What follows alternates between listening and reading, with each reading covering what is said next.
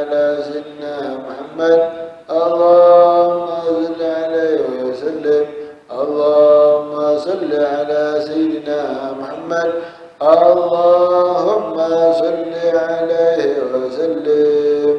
أستغفر الله أستغفر الله أستغفر الله أستغفر الله أستغفر الله أستغفر الله أستغفر الله أستغفر الله أستغفر الله أستغفر الله أستغفر الله. تائبون إلى الله تائبون إلى الله تائبون إلى الله. يا الله بها يا الله بها يا الله بحسن الخاتمة. يا الله بها يا الله بها يا الله بحسن الخاتمة. يا الله بها يا الله بها يا الله بحسن الخاتمة.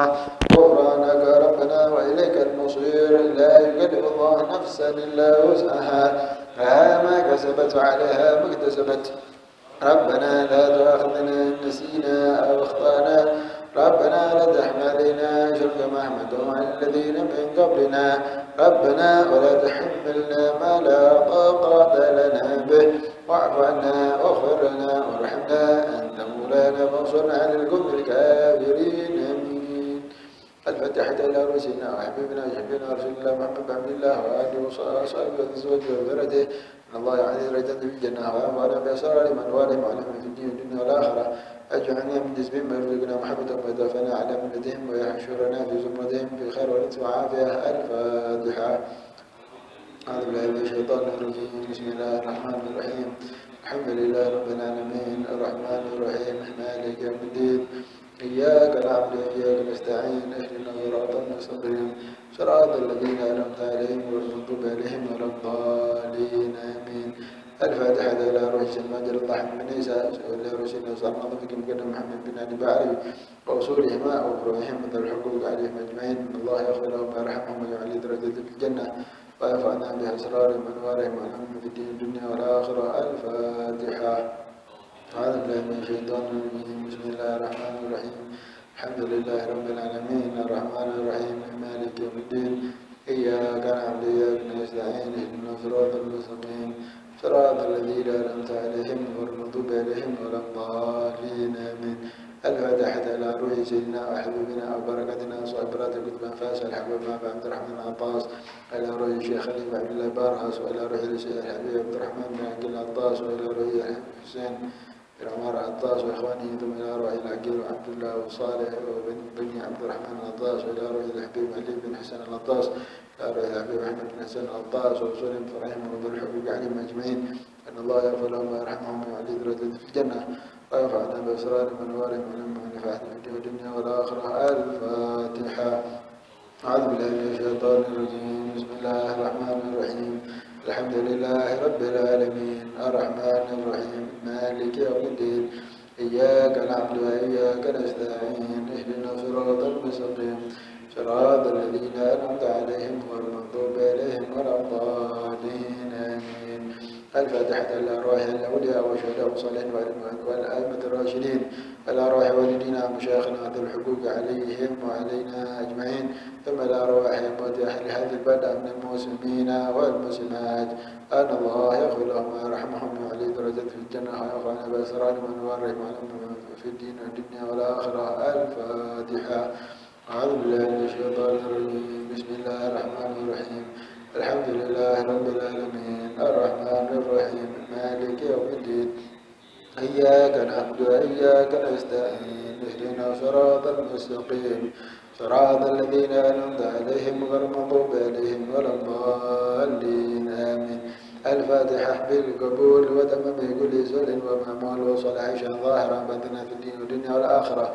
دافعة لكل شر جالبة لكل خير لنا لأحباب ولوالدينا وأولادنا وأحبابنا ومشايخنا في الدين مع اللطف والعافية. وعلانية أن الله ينور قلوبنا وقالبنا مع الهدى وتقى العفو والموت والإغناء والموت عن الإسلام والإيمان لا محنة ولا امتحان بحق سيدي ولا عدنان وعلى نكل كل ندى صالح وإلى حضرة الحبيب سيدنا محمد صلى الله عليه وآله وسلم. الفاتحة. أعوذ بالله من الشيطان الرجيم. بسم الله الرحمن الرحيم. الحمد لله رب العالمين الرحمن الرحيم مالك يوم الدين إياك نعبد وإياك نستعين اهدنا الصراط المستقيم صراط الذين أنعمت عليهم غير المغضوب عليهم ولا الضالين آمين. بسم الله الرحمن الرحيم. الحمد لله رب العالمين حمدا يوافي نعمك في مزيدا. يا ربنا لك الحمد كما ينبغي جلال وجهك الكريم من عظيم سلطانك. سبحانك لا نحصي ثناء عليك أنت كما أثنيت على نفسك. ولك الحمد حتى ترضى ولك الحمد إذا رضيت ولك الحمد بعد رضا. اللهم صل وسلم على سيدنا محمد في الأولين وصل وسلم على سيدنا محمد في الآخرين وصل وسلم على سيدنا محمد في كل وقت وحين وصل وسلم على سيدنا محمد في الملأ الأعلى يوم الدين وصل وسلم على سيدنا محمد حتى ترث الأرض ومن عليها وأنت خير الوالدين. اللهم إنا نستحفظك ونستودعك أدياننا وأبداننا وأنفسنا وأموالنا وأهلنا وكل شيء أعطيتنا.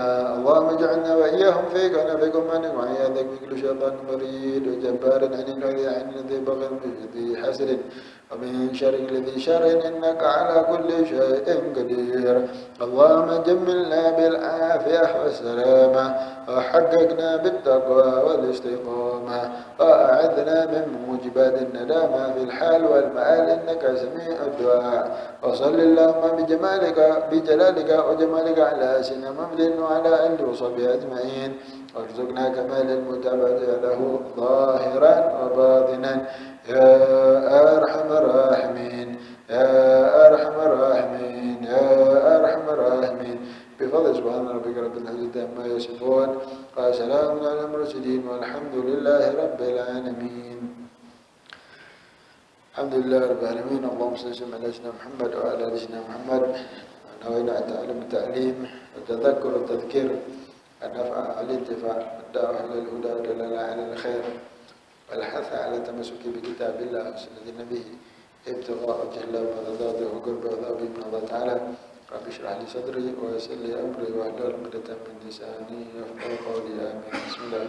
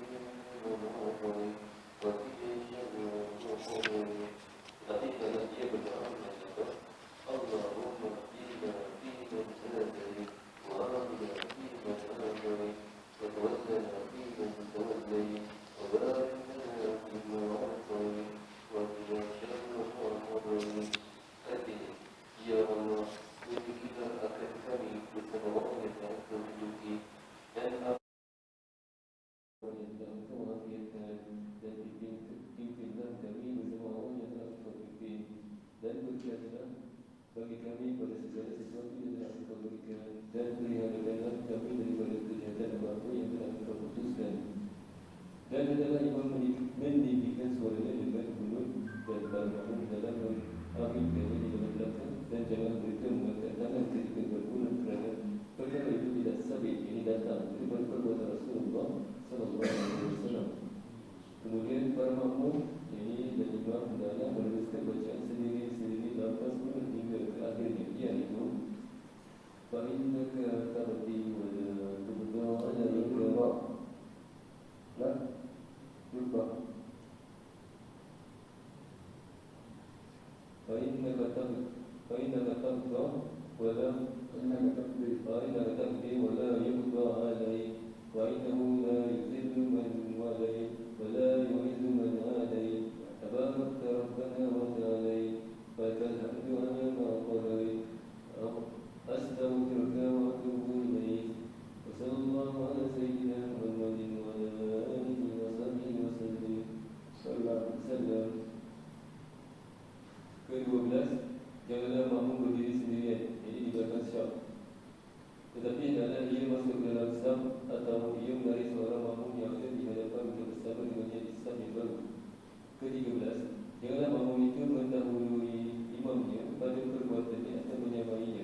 bahkan dalam ia kata kemudian daripada imamnya, maka janganlah makmum rukuk sebelum imam sampai kepada batas rukuk, dan jangan makmum turun sujud sebelum dahulu imam letak di atas tangan. Baik, alhamdulillah. Kita sambung ada adab solat berjamaah. Sampai kepada yang ke-11. Maka janganlah imam mengkhususkan dirinya ketika membaca doa kunut di dalam sembahyang subuh. Jangan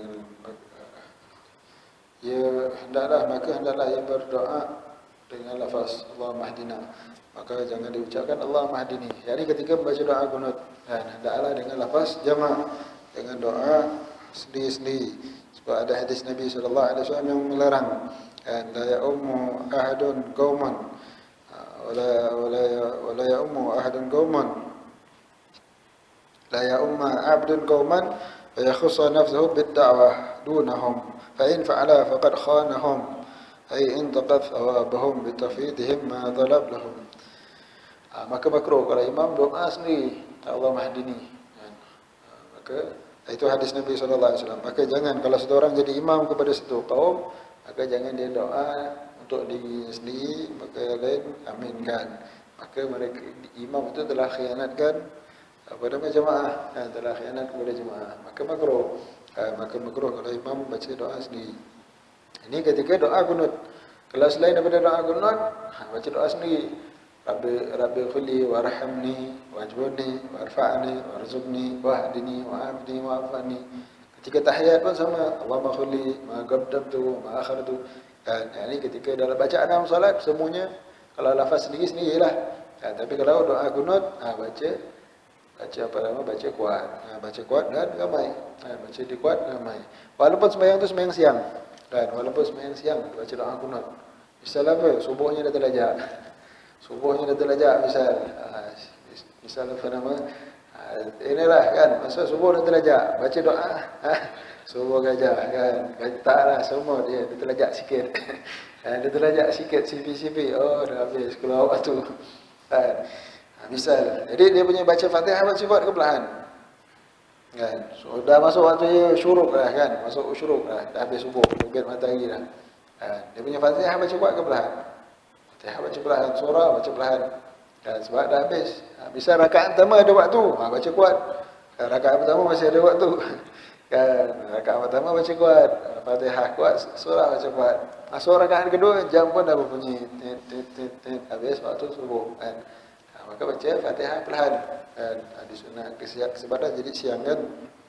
Maka mana baca perlahan macam zuhur lah. Macam zuhur. Dan tak disunatkan baca kuat. Tapi waktu doa kunut, baca kuat. Walaupun subuhnya betul-betul gajah. Qada sembahyang subuh bila? Waktu zuhur.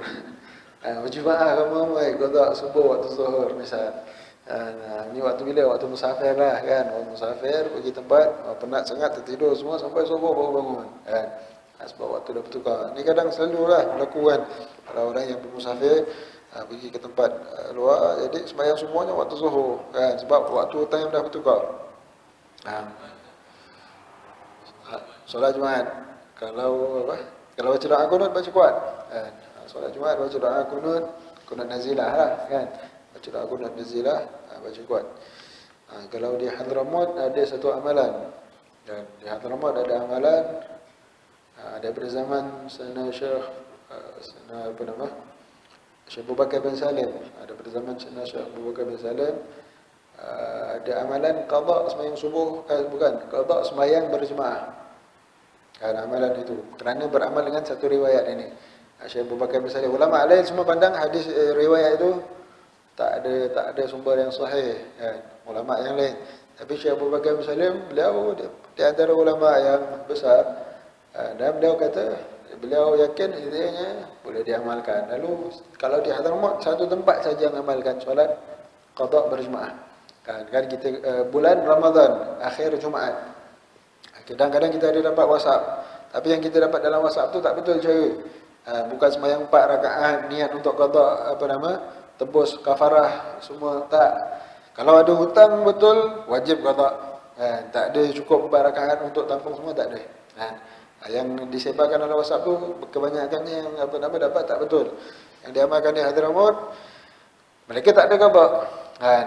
Tetapi kalau zaman remaja, zaman sebelum balik, lepas mumayyiz, kalau kita ada tinggal solat, kadang wuduk pun tak sah kan. Kita zaman dah mumayyiz tapi belum balik, qada itu sunat. Qada yang itu sunat. Tapi kalau lepas balik yakin dia tinggalkan solat, wajib qada. Tak payah tunggu Jumaat, tak Jumaat. Wajib segera qada kalau tak ada uzur. Kalau ada uzur barulah boleh ditangguh-tangguhkan kan. Kalau tinggalkan itu dengan uzur seperti uzur terlupa ataupun tertidur kan. Maka jadi di Hadramaut mereka amalkan. Mana kalau tak ada qada pun kita yakin zaman kita dah mumayyiz sebelum balik, yakin sembahyang kita tak apa-apa sempurna kan. Maka sembahyang itu boleh diqadakan. Lalu mereka amalkan di masjidnya Syekh Abu Bakar bin Salim saja, tempat lain tak ada amalkan. Kan mereka berjemaah sembahyang qada, kan, qada yang sunat bukan qada yang wajib kan. Qada yang sunat. Lalu mereka solatlah Zuhur, Asar, Maghrib, Isyak, Subuh. Dan semua itu dibuat dengan cara perlahan, bacaan perlahan. Dan subuh maka mereka baca doa kunut kuat, baca doa kunut kuat. Baik. Jadi ini masalahnya banyak orang tanya sebab selalu dapat WhatsApp bulan Ramadan nak buat kat sini nak buat. Maka keliru, orang keliru. Kalau ikut ulama kata tak ada amalan tersebut.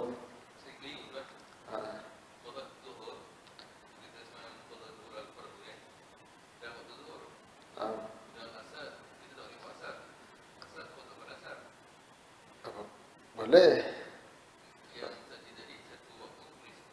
Boleh semua sekali. Bukan.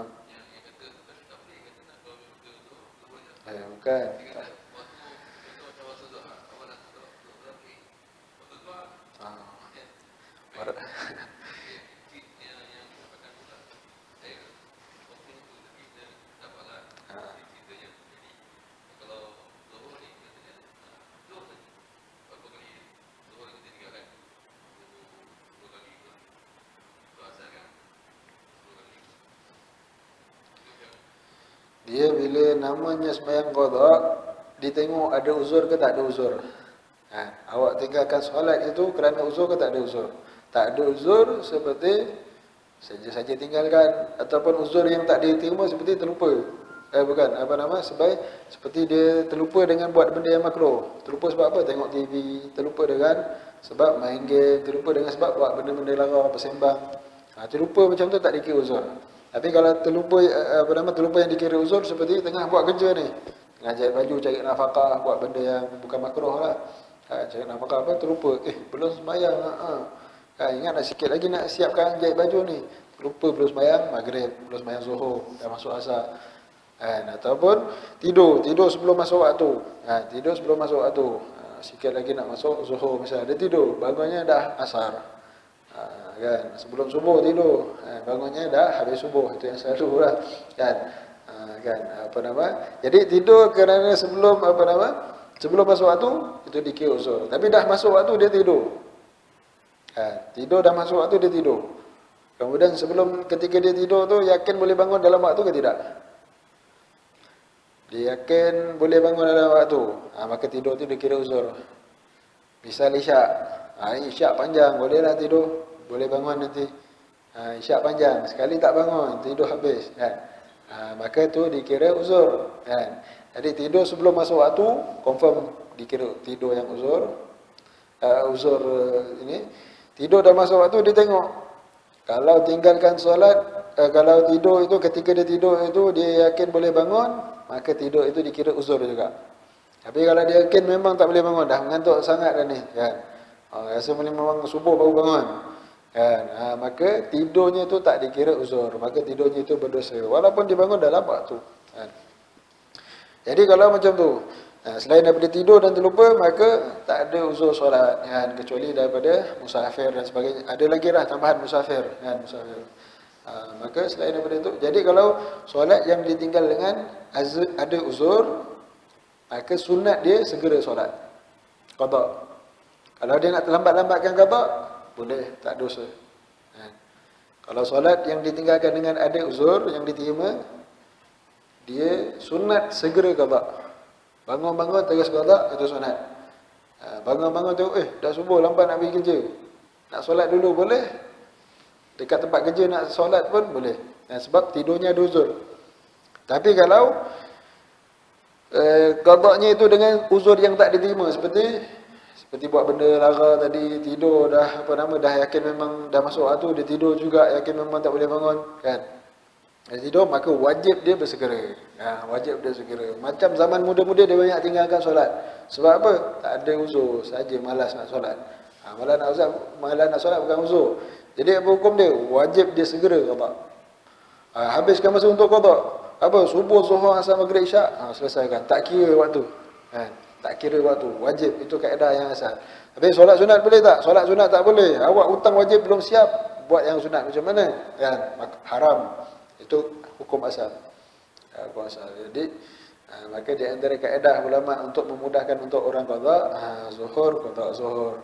Asar, qada asar. Maghrib, qada maghrib. Itu kaedah untuk mudahkan. Sebab tak ada orang mampu nak qada daripada zaman muda berapa banyak dia tinggalkan. Tak ada orang yang mampu kan. Bila suruh dia macam tu, awak tak boleh tolak masa makan, tolak masa minum, tak boleh buat benda lain, haram. Wajib segera qada. Memang tak nak dah qada. Kan tak jadi nak qada dah macam tu. Kan banyak macam tu. Maka kaedah ulama di antara Imam Haddad. Imam Haddad pun pilih pandangan yang boleh lambat-lambatkan. Tapi kalau ikut pandangan mu'tamad mazhab Syafi'i memang begitu. Tak boleh dia lengah-lengahkan kalau solat itu ditinggalkan tanpa uzur. Dan kalau dia uzur yang diterima, maka sunat dia sunat dia segerakan. Maka kalau dia nak qada zuhur dalam waktu zuhur boleh, asar dalam waktu asar boleh, ataupun dia nak bangun je terus qada kan. Boleh begitu.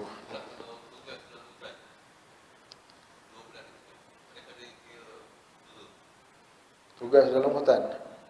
Dalam hutan boleh sembahyang.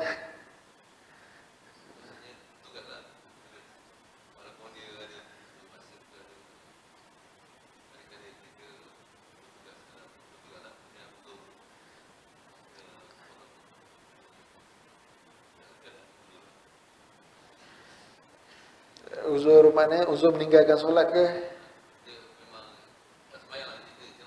Dia itu tak dikira uzur. Sebab dalam hutan boleh solat. Dalam hutan boleh solat. Walaupun solat hormat waktu, kemudian bila selesai, maka qada lah. Misal memang kena jaga, tak boleh bergerak kan. Solat hormat waktu, wajib dia solat. Kemudian setelah itu, bila dia boleh solat sempurna, wajiblah dia solat sempurna. Kan? Begitu. Dalam perang pun wajib solat. Dalam perang pun wajib solat. Baik, jadi begitu. Jadi kalau dia kata subuh pada waktu zuhur misal, maka sembahyang itu perlahan, tapi doanya dibaca kuat kan. Maka doanya dibaca kuat, dan bila baca kuat maka hendaklah dengan lafaz jamak, dengan lafaz ramai. Maka janganlah imam mengkhususkan dirinya ketika membaca doa qunut di dalam sembahyang subuh.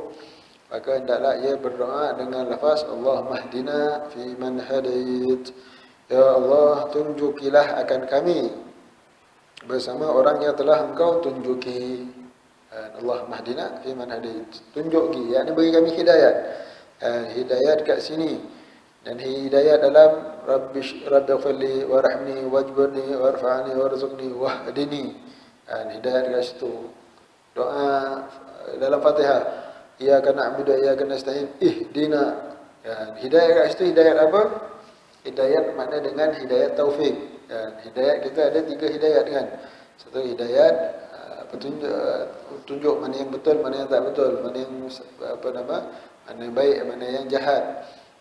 Mana Islam, mana kebenaran, mana kebatilan. Itu hidayat yang pertama. Maka alhamdulillah dah beriman, dah tahu mana yang betul, mana yang tak betul. Kemudian hidayat yang kedua yang dalam ini, dalam doa iftitah, dalam doa dalam Fatihah itu, dalam duduk antara dua sujud itu minta hidayah apa? Hidayah dengan makna hidayah taufik. Minta hidayah taufik, yakni kekuatan, kemampuan untuk buat amal. Tanpa taufik daripada Allah nak sebut Allah tak boleh, berat. Tanpa taufik daripada Allah nak langkah kaki ke masjid tak boleh. Tanpa taufik daripada Allah, dah tahu dah benda ni tak betul, yang ni betul, tapi tak ada taufik, tak boleh nak buat. Tahu dah ni benda ni betul, tahu benda ni buat benda ni baik, tahu ucap benda ni ucap selawat ni besar ganjaran, tahu. Daripada duduk saja baik selawat, tahu, tapi nak buat takkan boleh buat kalau tak ada taufik. Maka hidayah kat situ minta hidayah taufik. Ya Allah, Allah mahdina fi man hadait. Ya Allah, tunjukilah kami, yakni berilah kami hidayah taufik, yakni seperti mana bersama dengan orang orang yang telah Engkau beri hidayah. Wa'afina fi man afait, dan afiatkanlah kami bersama orang-orang yang telah Engkau afiatkan. Wa tawallana fi man tawallait, dan pimpinlah kami bersama orang yang telah Engkau pimpinkan. Dan berkatilah bagi kami pada segala sesuatu. Wa barik lana fi ma atait, wabarik, dan berkatilah bagi kami pada apa-apa yang telah Engkau kurniakan daripada nikmat-nikmat Allah, kurniaan. Semua kurniaan Allah kita minta keberkatan. Wa qina syarra ma qadait, dan peliharalah kami daripada kejahatan apa-apa yang telah Engkau takdirkan, Engkau putuskan. Maka doa yang lengkap, doa yang lengkap. Apa hikmah disandarkan dengan fi man hadait, fi man afait, fi man tawallait. Kenapa nak dinisbahkan kepada orang? Dan kenapa nak dinisbahkan seperti mana orang-orang yang telah Engkau hidayahkan, seperti mana orang-orang yang Engkau afiatkan? Kenapa nak dinisbahkan kepada orang-orang itu? Maka dalam doa ini pun kita diajarkan kerana nak minta bersama dengan golongan orang-orang yang mendapat nikmat, kan, dalam Fatihah pun. Supaya kita ada hubungan dengan orang soleh. Pelik zaman sekarang, ada satu orang ni baru tersebar lah, kan, baru tersebar, ada PhD, Masya Allah, berapa 2-3 PhD agaknya. Tapi dia kata jangan berlebih cinta Nabi, boleh jatuh syirik. Cinta Nabi boleh jatuh syirik. Awak kenal tauhid tu, siapa yang nak jawab? Kan? Nabi macam mana punya cinta, kan? Nabi selalu sebut Nabi-Nabi sebelumnya. Nabi selalu sebut orang-orang soleh. Al-Quran sendiri Allah ajar, ya kan amdiyah kena nasta'in ihdinas siratal mustaqim siratal ladzina an'amta, mesti kena kaitkan dengan orang-orang itu, kan? Al-Quran sendiri banyak tempat Allah kaitkan supaya ada hubungan dengan orang-orang soleh terdahulu. Dia nak ingat beriman dengan Allah saja, habis putus dengan orang-orang. Nabi pun jangan, cinta Nabi boleh syirik. Sebesar-besar syirik, dia kata. Siapa yang minta mimpi jumpa Nabi, sebesar-besar syirik. Astagfirullah. Itu orang yang keliru, tak faham dengan tauhid. Orang tak faham dengan tauhid. Sedangkan memuliakan Nabi, nama Nabi Allah gandingkan di Arash, kan? Nama Nabi Allah gandingkan di dalam Quran, di dalam ketika nak mengucap syahadat, di dalam azan sentiasa digandingkan dengan nama Nabi sallallahu alaihi wasallam, kan? Wa rafa'na laka dzikrak, kami tinggikan namamu wahai Muhammad, kan? Tapi apa nama itu? Maka dalam doa kunut pun Allah gandingkan, ingatkan, ajarkan supaya kita ada hubungan dengan orang-orang soleh, kan? Ini buat maulid pun katanya tak boleh, berlebihan mencintai Nabi tak boleh.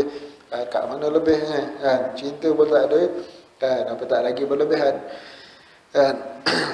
Maka dalam doa ini ulama kita kata, ini supaya kita ada sentiasa ikatan dengan orang-orang soleh. Kerana sentiasa ada ikatan dengan orang-orang soleh, barulah dapat keberkatan mereka, kan? Dan hendaklah imam meninggikan suaranya dengan kunut, dan para makmum hendaklah mengaminkannya di belakangnya, di belakang. Kalau suara imam tak dengar, maka makmum baca sendirilah, kan? Kalau tak dengar suara imam. Tapi hendaknya imam meninggikan suaranya dengan kunut, dan para makmum hendaklah mengaminkannya, kan? Diaminkan kuat-kuat, kan? Di belakang. Dan mereka janganlah mengangkat tangan ketika berkunut, kerana perkara itu tidak sabit daripada perbuatan Rasulullah sallallahu alaihi wasallam. Maka di sini ini adalah pandangan Imam Al-Ghazali. Dalam masalah ini, pandangan Imam Al-Ghazali adalah pandangan yang mengambil pandangan yang lemah. Adapun pandangan yang kuat adalah sunat mengangkat kedua tangan ketika membaca kunut, kan? Sunat. Ini pandangan yang kuat, seperti mana yang disebutkan dalam kitab dalam kitab Maraghi Ubudiyah. Maka ini yang diamalkanlah, yang diajarkan oleh guru-guru kita. Maka angkat tangan. Cumanya setelah selesai amin, setelah selesai doa kunut, tak disunatkan sapu muka. Dalam solat tak disunatkan sapu muka. Tapi kalau luar solat, doa solat disunatkan untuk sapu muka, kan? Luar solat. Dalam solat sunat angkat tangan. Nak angkat tangan macam mana? Nak angkat tangan rapat ke? Nak angkat tangan jarak. Maka boleh. Nak angkat tangan rapat ke? Nak jarak pun boleh. Kalau angkat tangan rapat, maka mata tengok tangan. Maka tengok tapak tangan. Kalau nak dibuka ke, maka mata tengok tempat sujud.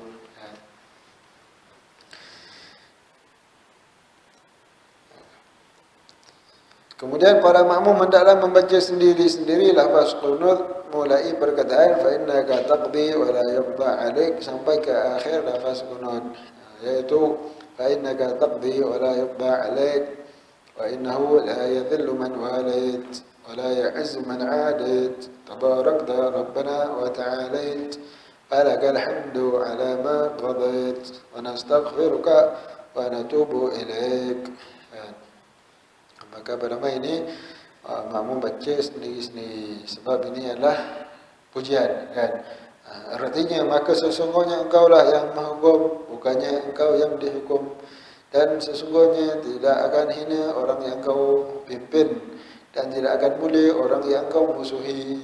Sangat banyak berkat-Mu wahai Tuhan kami, dan engkau sangat tinggi, maka bagi-Mu segala pujian-pujian atas apa jua keputusan-Mu, dan kami meminta ampun dan bertaubat kepada-Mu. Kan? Maka itu adalah lafaz pujian kepada Allah Subhanahu Wa Taala. Maka ketika itu imam perlahankan. Kaedahnya sebenarnya imam nak baca kuat, itu di antara pandangan yang lebih kuat lah. Tapi bila imam baca kuat, makmum pun akan aminkan juga nanti. Kan? Amin, makmum akan aminkan. Maka pada yang dah diamalkan di tempat kita, bila sampai kat situ imam baca sendiri-sendiri, makmum pun fahamlah bahawa kena baca sendiri-sendiri. Ataupun kalau imam nak baca kuat, ditukarkan tone bacaannya. Jangan baca macam Allahumma hdina biman hadait fa innaka taqdi wa la tak. Tukarkan fa innaka taqdi wa la yuqda 'alaik wa innahu la yadhillu man walait. Misal itu yang diamalkan di Hadramaut begitu. Baca kuat. Tapi tapi ditukarkan tonnya supaya orang sedarlah bahawa itu pujian kalau tak faham bahasa Arab, kan. Maka yang dah diamalkan di tempat kita baca perlahan. Maka supaya masing-masing berjemaah sendiri-sendiri baca pada pujian kepada Allah Subhanahu Wa Taala.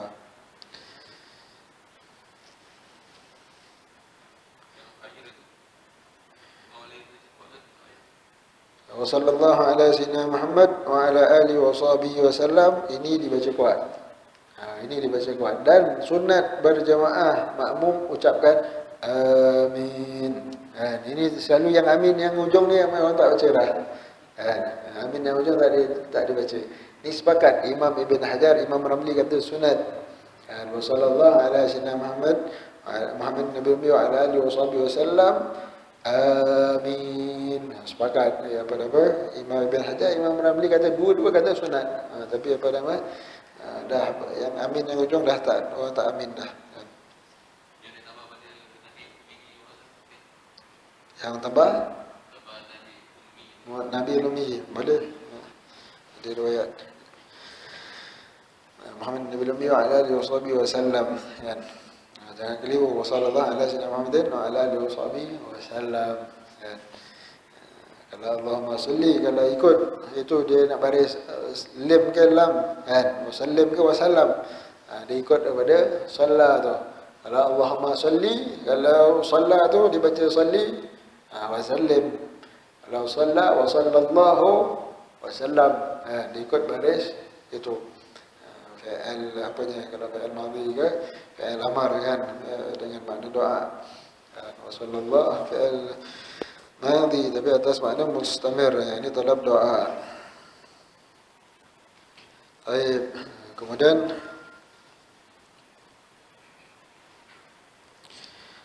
yang ke-12, janganlah makmum berdiri sendirian di belakang shaf, tetapi hendaklah ia masuk ke dalam shaf.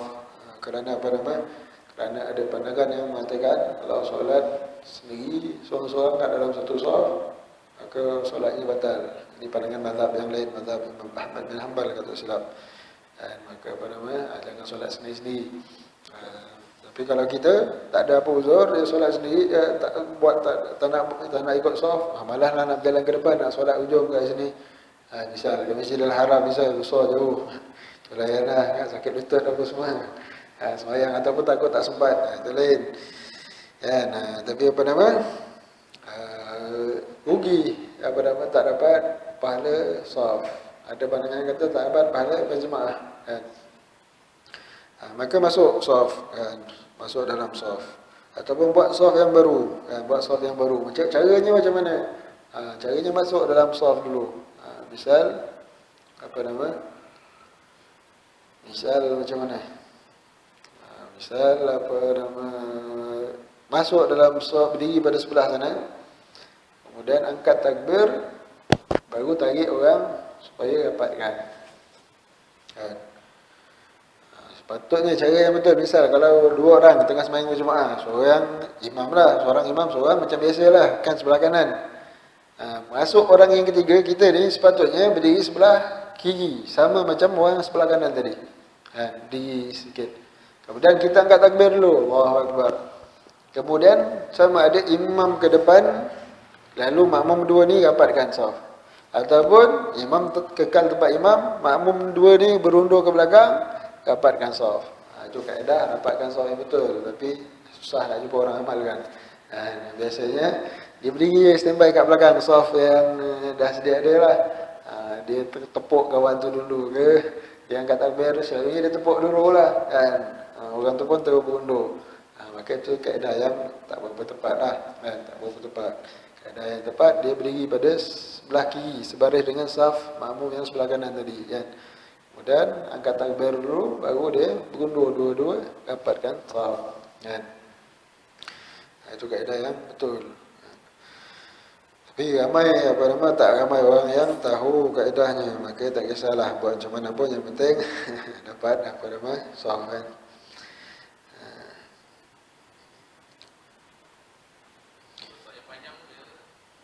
Kalau saf yang panjang,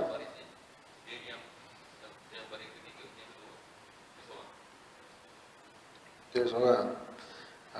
Maka sunat bagi dia untuk tarik. Tapi berapa saf ada? Kalau satu saf je tak disunatkan. Kan, satu saf saja tak disunatkan. Maka misal kalau 3 saf yang lebih daripada 3 baru disunatkan.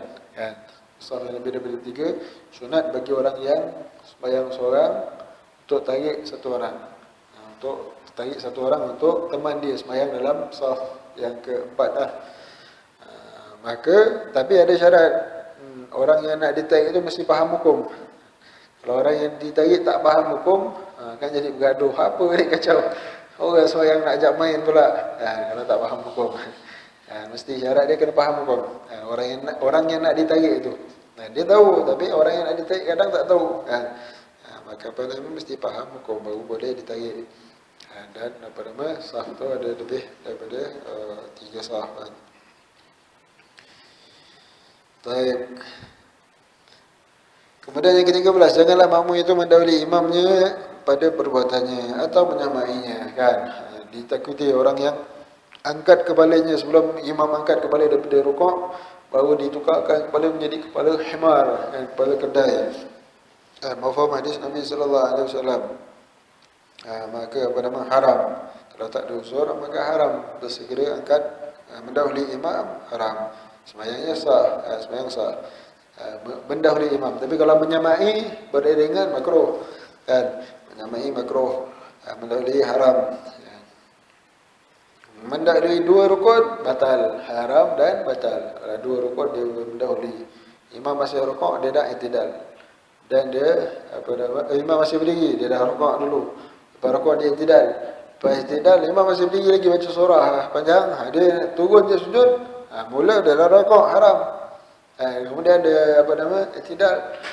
Kemudian dia turun untuk tu, maka nyata dia dah mendahului imam dengan 2 rukun, maka batal sembahyang dia. Kalau dia tak ada niat mufarakah kan, maka haram. Maka yang terbaik ialah makmum mengikut akan imam, bahkan hendaklah ia terkemudian daripada imamnya. Maka janganlah makmum rokok sebelum imam sampai kepada had rokok. Imam belum sampai had rokok, maka jangan bergerak untuk rokok. Imam dah i'tidal, baru makmum bangkit untuk i'tidal. Makmum dah sujud, imam dah cecah dahinya di atas lantai, baru makmum gerak untuk sujud, kan. Maka itu yang sempurna. Jangan mendahului dan jangan terlampau lambat. Jangan lambat tanpa apa uzur. Dan saja nak lambat-lambat, lemah kaki, duduklah dulu rehat. Duduk rehat dulu. Semayang ini kan. Maka apa nama? Dia rehat dulu apa nama? Biarkan imam habis baca ke apa. Maka tak boleh kan. Duduk lama-lama kan, duduk istirahat pun boleh membatalkan solat kan. Duduk jalsah istirahat tak boleh lama. Kan. Kalau lama sangat pun boleh membatalkan solat. Baik. Bismillah.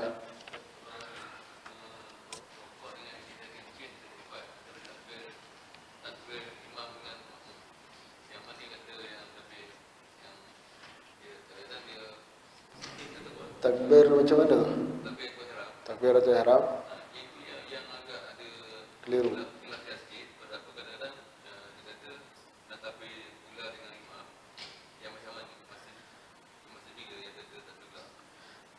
Yang dimaksudkan dengan takbiratul ula ma'al imam, takbir yang ula bersama imam. Jadi imam selesai angkat takbir, kita cepat-cepat angkat takbir.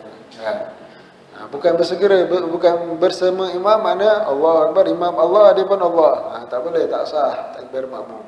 Banyak orang keliru pun, banyak juga tempat yang tanya soalan inilah kan. Angkat takbir bersama imam. Yang jadi kelirunya sebab terjemahan bahasa Melayunya. Kan bersama imam. Oh, bersama imam maknanya imam angkat takbir, kita angkat takbir. Kan itu makna bersama imam. Tak betul. Kan syarat sah takbir Ratul Ihram, kalau makmum, imam dah sebut bar, baru imam makmum ucap Allahu Akbar. Baru makmum mulakan Allah. Kalau tidak dah beriringan ketika takbiratul ihram, rukun takbiratul ihram tak sah. Tak sah takbir makmum. Maka itu. Jadi yang dimasukkan takbiratul ula, takbir yang awal bersama imam, siapa yang lazimkan dia selama 40 hari, maka dapat dua kelepasan. Kelepasan daripada api neraka dan kelepasan daripada sifat nifaq, munafik, kan. Jaminan. Iaitu imam angkat takbir Allahu Akbar, makmum tak ada sibuk nak berbual, tak ada nak duduk-duduk apa semua lagi. Terus makmum siap-siap untuk angkat takbir, kan. Apa nama, tak lambat sangatlah kan. Tak lambat sangat. Maknanya dia terus usalli, buat benda-benda yang sunat. Rabbi a'udzubika min hamzati syaitan wa a'udzubika rabbi yahdurun misal. Terus angkat takbir. Masih dapat fadilat takbiratul ula ma'al imam. Ada pandangan kata selagi imam belum habis baca doa iftitah, selagi itu masih boleh dapat takbiratul ula ma'al imam. Maknanya jangan lambat-lambat sangat. Ataupun jangan imam belum selesai bar, kita dah Allah, maka tak sah terus. Tak sah.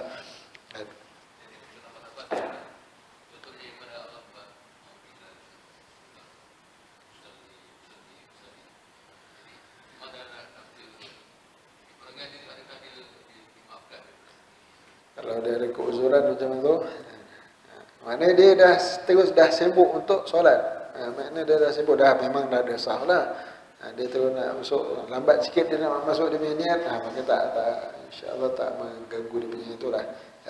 Dia terlepas dah daripada fadilat takbir awal bersama imam, kan. Di pandangan kata itulah sampai selagi belum habis doa iftitah, kan. Ataupun asal terus dia sibuklah, terus dia sibukkan untuk masuk takbir. Kalau niatnya datang lambat, nak buat macam mana? Maka tak apalah kan, dikira usahlah. Tapi jangan lambat sangat kan, sampai imam dah nak rokok, niat dia tak masuk-masuk kan. Baik. Mana tadi? Bismillah.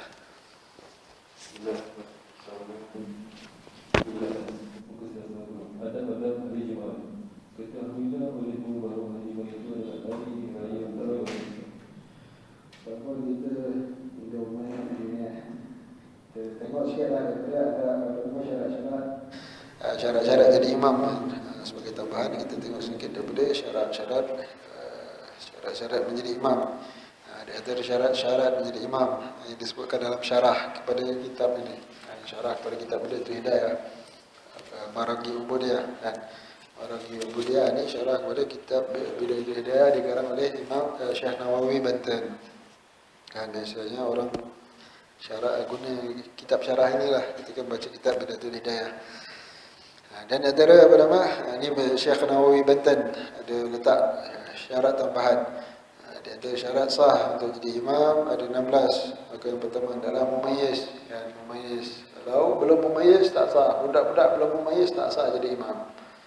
Kalau budak-budak dah mumayyiz, dia tahu wuduk dia sah, dia tahu mana najis. Dia dah tahulah mana najis, maka sahlah budak itu jadi imam. Walaupun belum balik. Macam zaman dahulu, budak belum balik jadi imam sebab dia lebih Al-Quran. Dia hafaz Quran. Tapi itulah mana kena faham betul-betul. Tempat kita pun kadang-kadang budak belum balik dah mumayyiz. Hafiz Quran. Kita bagilah jadi imam sembahyang tarawih, sembahyang isyak. Tapi kena hati-hati, budak-budak kadang taharah dia tak lepas. Kadang-kadang taharah dia pun tak lepas. Maka berhati-hatilah. Tapi cuma nak kira kalau budak ni dah betul dia dah belajar dan kat madrasahnya memang dia ditekankan dulu-dulu. Sebagian madrasah tak berapa nak tekankan bab taharah, bab rukun, cuma hafal saja. Baca memang sedap lah.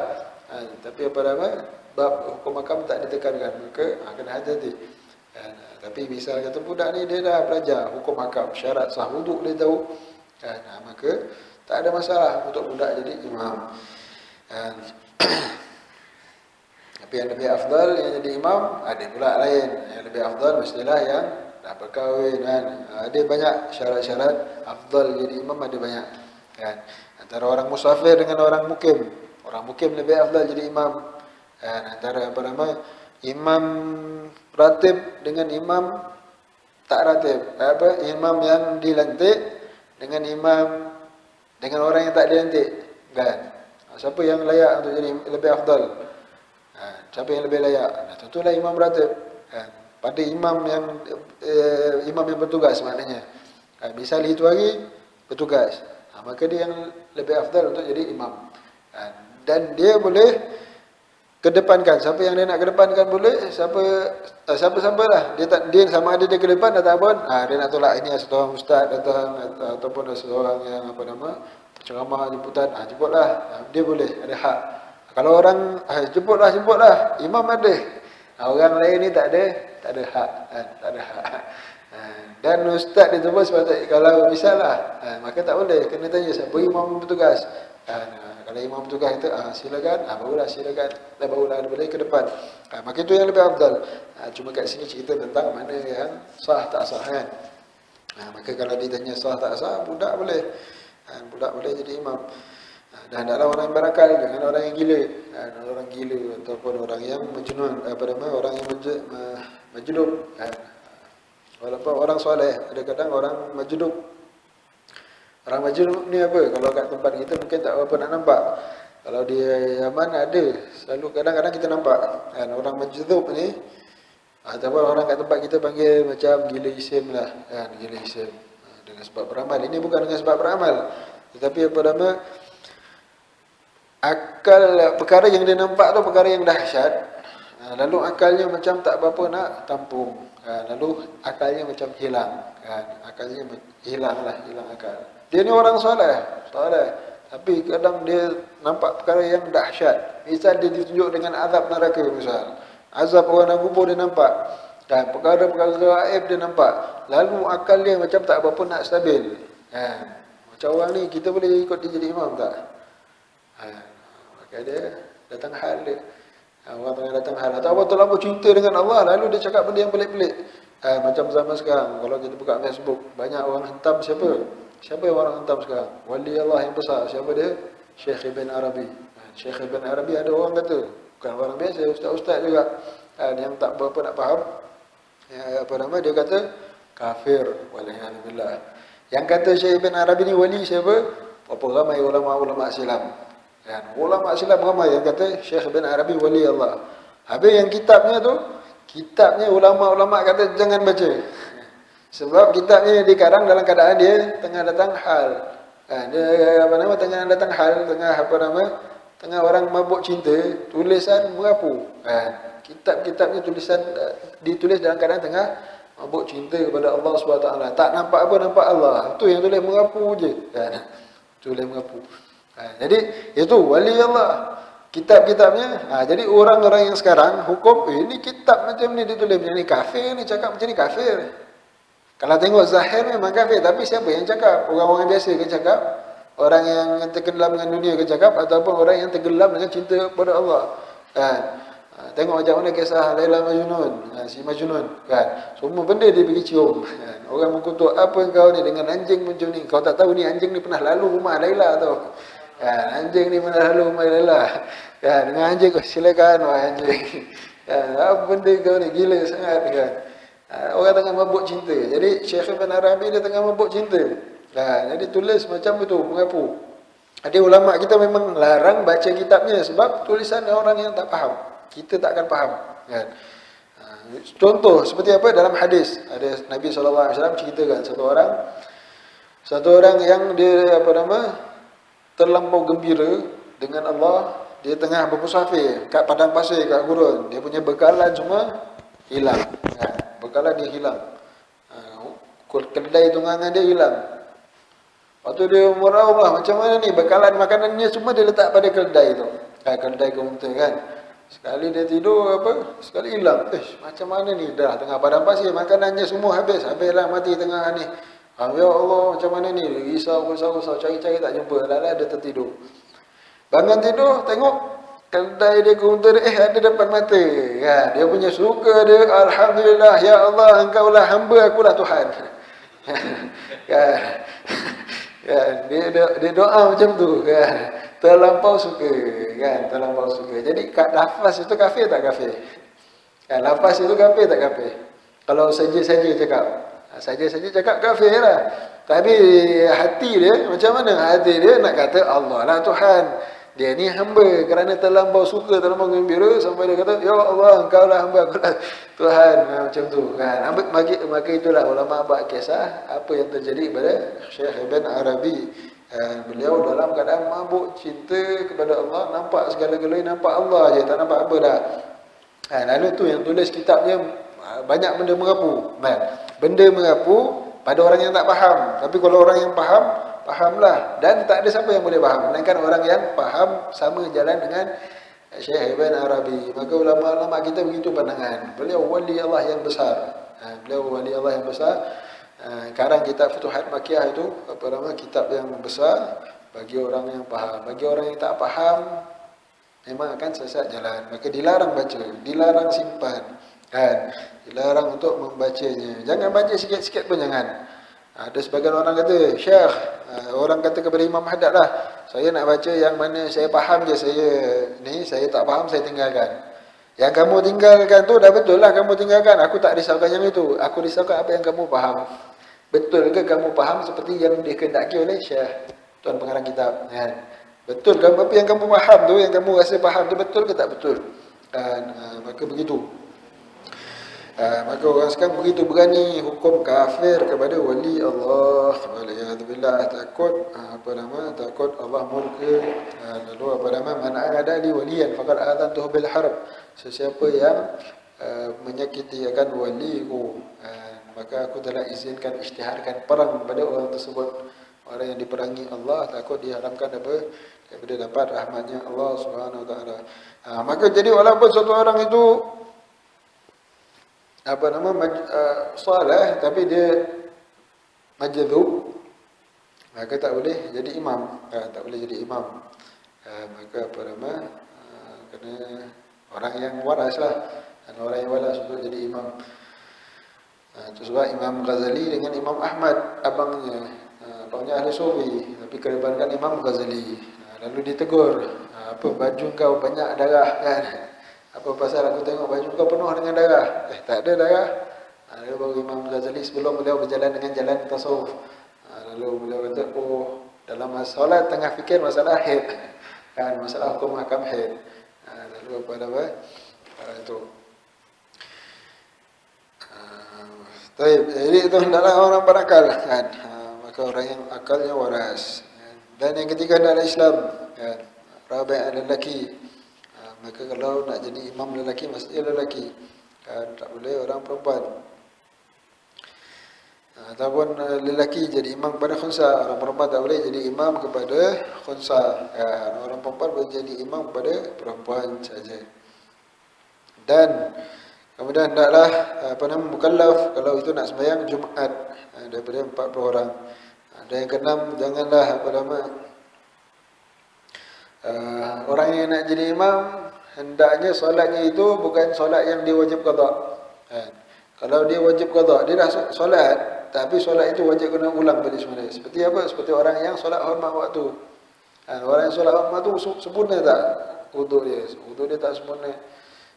Misal ataupun pada badan dia ada najis, dia solat hormat waktu sebab ada najis, tak ada nak cucikan. Ataupun dia solat kerana tayamum. Tayamum di tempat yang biasa ada air, tapi tayamum tu tak ada air, seperti di Selangor misal. Selangor biasa ada air, tetapi tiba-tiba tayamum tak ada air. Air yang ada untuk minum saja misal. Maka dia tayamum. Jadi solat yang macam tu wajib qada tidak? Wajib qada. Jadi bila imam sembahyang dengan wuduk solat itu apabila solat itu wajib qada, boleh tak dia nak jadi imam? Tak boleh. Kena cari orang yang tak solat tak payah qada. Kalau semuanya solat kena qada, sembahyang sendiri-sendiri. Sembahyang sendiri tak boleh berjemaah. Syarat sah imam mestilah imam tu solat dengan solat yang tak perlu qada. Kalau solat itu wajib diqada, maka tak sah, tak boleh jadi imam. Kemudian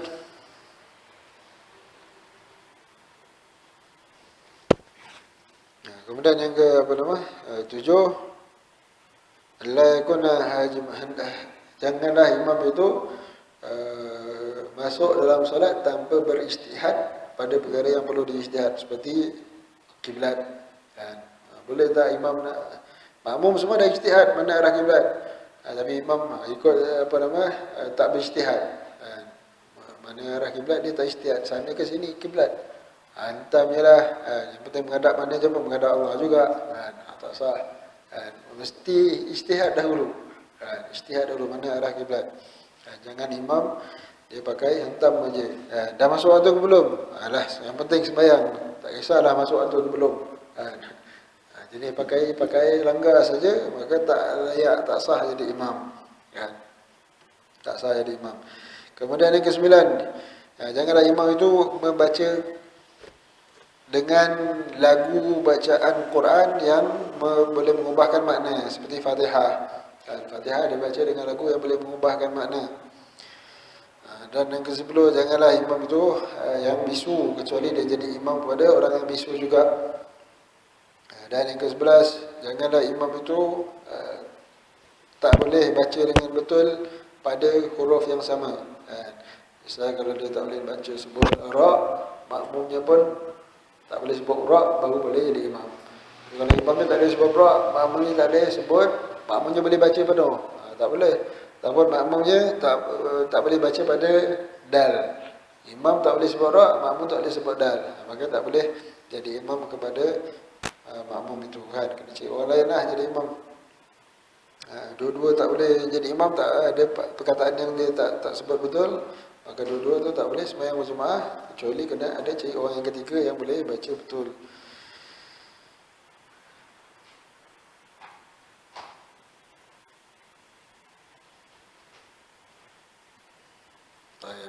Maka banyak lagi lah kan, banyak lagi. Ada soalan? Begini sedikit lah sebagai tambahan kan.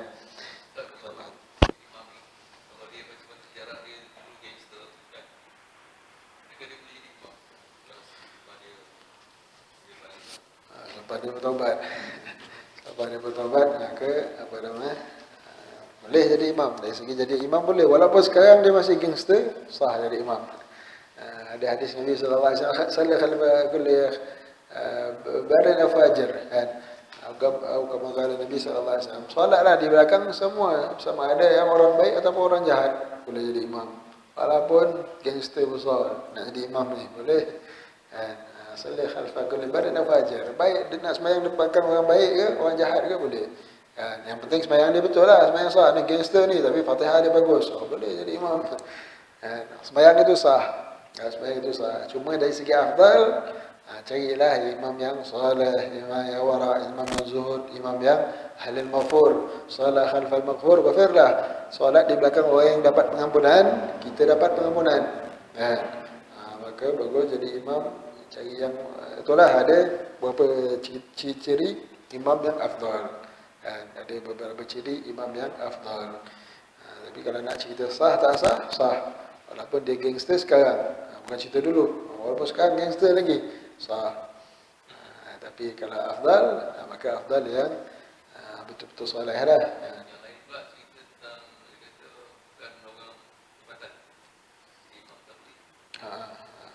Dia itulah dia yang ada sebut dalam kitab, jangan orang antara orang musafir dengan orang tempatan lagi afdal. Itu kalau musafir, sebab musafir nak sembahyang qasar, nak sembahyang apa namanya lain dulu. Allah.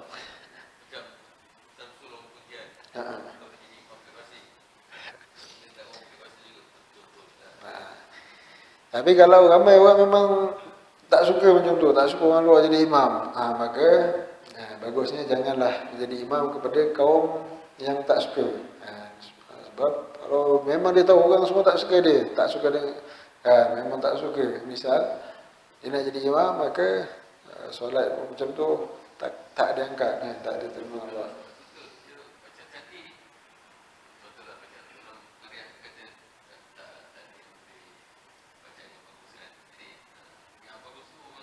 Allah. Masalah orang tu, masalah taksub tu kena syarahkan tak tu. Jangan benci tanpa sebab. Begitulah dari segi afdal. Tapi siapa kalau misal kata orang tempatan ada yang boleh sembahyang menjadi imam betul, maka dia lah. Bolehlah dia jadi imam. Ini misal kalau tak ada imam ratib. Kalau ada imam ratib, imam ratib lah. Orang suka tak suka, dan imam yang bertugas, memang tugas dia. Awak tak suka, awak cari pijit lain lah. Dia dah dilantik misal lah. Tak apa, tak ada masalah.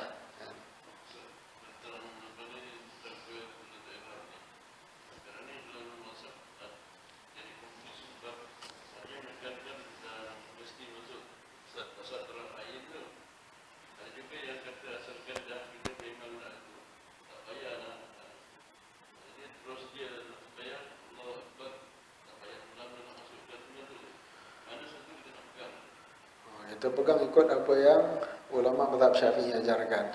Disebutkan dalam kitab dan orang-orang terdahulu kita ajarkan begitu. Jadi orang terdahulu kita ajar ikut silibus mazhab Syafi'i. Maka dalam mazhab Syafi'i wajib ada qasar, ta'arud, ta'yin. Itu wajib. Walaupun jadi lama. Sebab apa jadi lama? Sebab hati kita sibuk dengan ke dunia. Sebab hati kita sibuk dengan dunia. Kalau hati kita sibuk dengan nak solat, dalam wuduk kita dah ada hati dalam solat, tak jadi lama lah. Tapi hati kita sibuk lama tu sebab susah nak kena tarik, degil. Hati kita degil, liar sangat. Masih fikir sana, fikir sini. Ini fikir nak solat. Sebab dia lambat nak kena tarik, hati kita dah liar. Orang-orang soleh terdahulu, hati mereka luar solat memang sentiasa ingat nak solat.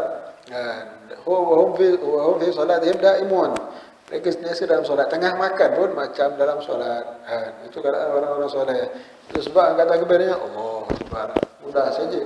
Sebab mereka luar solat pun dah memang. Jadi nak solat mereka pengsan. Sayyidina Imam Ali Zainal Abidin. Habis wuduk pengsan, habis duduk pengsan. Jalan lagi muka pucat, bertukar-tukar warna. Sebab apa? Kau tak tahu ke mana orang tanya apa soal ni muka berubah-ubah, tuan? Tak tahu ke siapa pun nak menghadap kejap lagi ni. Dia nak ambil wuduk tu, nak solat, pengsan-pengsan berubah muka sebab hatinya dah hadir. Dia angkat takbir terus Allahu Akbar, Imam Haddad angkat takbir letak dinding. Letak dinding sebab kuatnya apa nama kebesaran Allah SWT di dalam hatinya, lalu dengan penuh kebesaran hati kita. Hati kita nak sebelum nak solat ni masih sempat bergurau lagi. Kita macam-macam boleh buat kelakar lagi kan. Atau yang nak angkat takbir ni masih ingat lagi kelakar, masih boleh tersenyum lagi. Mana tak susah. Maka wajib orang yang solat tanpa ada niat. Sepakat 4 mazhab kata tak sah. Kan kita langkah kaki nak pergi masjid, ya dalam jalan awak tu berapa kali dah bertukar niat. Kejap tengok sana, kejap tengok sini. Berapa kali dah bertukar niat. Maka maka tak sah. 4 mazhab kata tak ada yang sah. Sepakat 4 mazhab kata tak sah kalau angkat takbir tanpa niat. Cuma ada mazhab yang mengatakan orang yang was-was dia kuat. Was-was dia kuat, maka dia boleh taklid pandangan Imam Malik.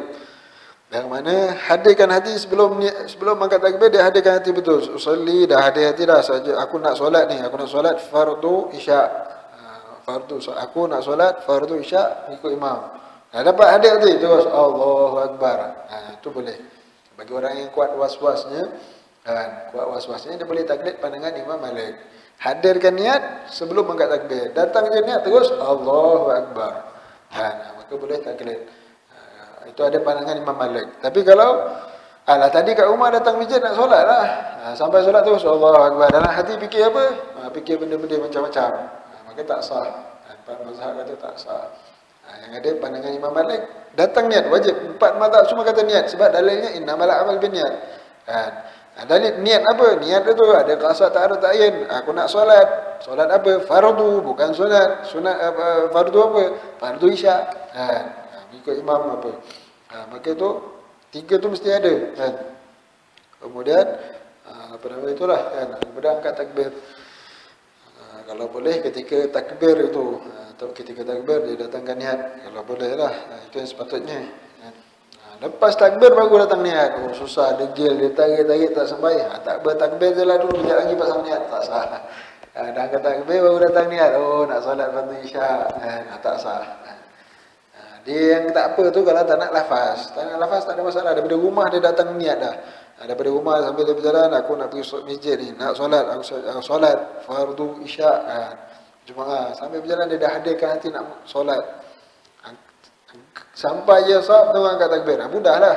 Dia tak payah nak lafaz usalli pun tak apa. Dia memang dah hadirkan hati untuk niat. Angkat takbir terus dia mudahlah untuk dia niat Allahu Akbar kan. Begitu. Maksimum 14 rakaat kalau tak masuk-masuk niat. Allahu Akbar. Itu maksimum. Lebih lagi tak sah.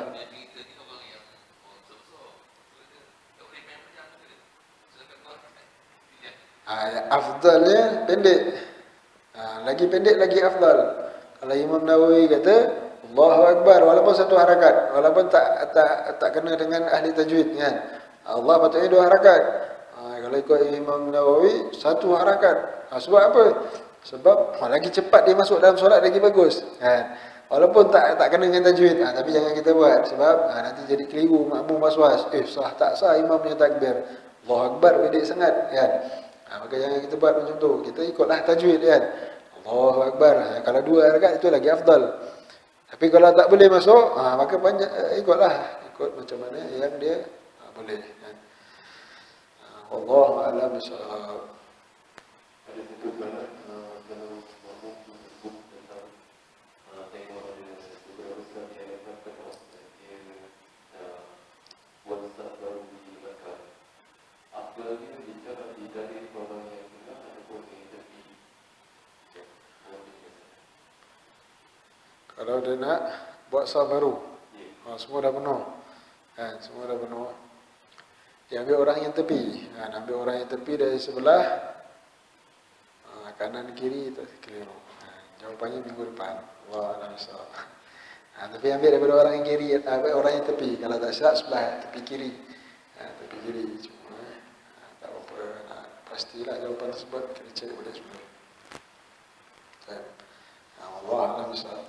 Fatiha lana qubal sallallahu alaihi wa sallam fi dunya wal akhirah rahmana wa sallallahu وإلى حضرة النبي محمد صلى الله عليه وسلم. الفاتحة. أعوذ بالله من الشيطان الرجيم. بسم الله الرحمن الرحيم. الحمد لله رب العالمين الرحمن الرحيم مالك يوم الدين إياك نعبد وإياك نستعين اهدنا الصراط المستقيم صراط الذين أنعمت عليهم غير المغضوب عليهم ولا الضالين آمين. الحمد لله رب العالمين. اللهم صل على سيدنا محمد وعلى آل سيدنا محمد. اللهم اهدنا بهداك واجعلنا ممن بسهر عن رضاك ولا تولنا وليا سواك ولا تجعلنا ممن خلق أمرك ومعصاك وحسبنا الله ونعم الوكيل ولا حول ولا قوة إلا بالله العلي العظيم وصلى الله على سيدنا محمد وعلى آله وصحبه وسلم الحمد لله رب العالمين تقبل الله منكم.